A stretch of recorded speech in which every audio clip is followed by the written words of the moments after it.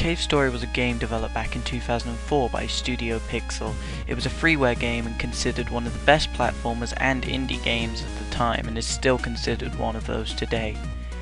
It's a very basic concept, but is taken to new levels with its innovation and originality. It's a basic platformer in which you can jump, shoot, and solve various puzzles, whilst it's taken to new levels with new weapons, with unique environments and unique environmental effects. But we'll get more into the story and more into the gameplay and basically discover what made it such a success. As mentioned before, Cave Story was a free game, so at the time this was a great game to receive for free, as it basically provided a whole package in which you got a fantastic storyline, which I'll try not to spoil. You got an enjoyable game, and you got all the elements that made many of the games on the modern market, such as Castlevania, Metroid Prime, and Mega Man. It was just a fantastic free game, but also improved on many of the elements that retail games had done for it. In Cave Story, you play as a nameless protagonist who, much like Link, doesn't speak throughout the game. You wake up in a cave and have no memory of how you got there or what your purpose is. Without spoiling too much, you find out many things about yourself and the people around you, and basically it's your mission to find out about yourself while saving the others around you. You play underground in a cave system with rabbit-like creatures who, I don't know, live under the ground, I suppose. It's a very unique concept, and you'll find yourself becoming attached to a lot of the creatures, as they're pretty cute and the animations are pretty adorable.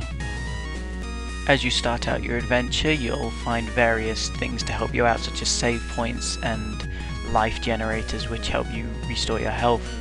You very quickly pick up the controls with the basic jump mechanisms, and very quick into the game will receive your first weapon, which is actually one of the better ones in the game. You'll get many more weapons, and the game picks up pretty quickly, so if it's a great pick up and play game, and a game you can also sit down and enjoy for hours on end. There's multiple difficulty settings for all the perfectionists who like to go back and play games and challenge themselves again, but even I sometimes found myself having to try parts multiple times on the easiest setting.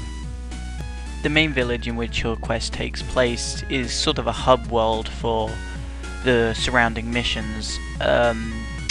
You find yourself a teleporter in one of the houses in the main village, which will take you to various lands, from deserts to forests, and each of these will present you with unique missions and boss battles, and as you battle through the world you'll unlock new worlds, and eventually you'll find yourself going in between worlds to do various missions.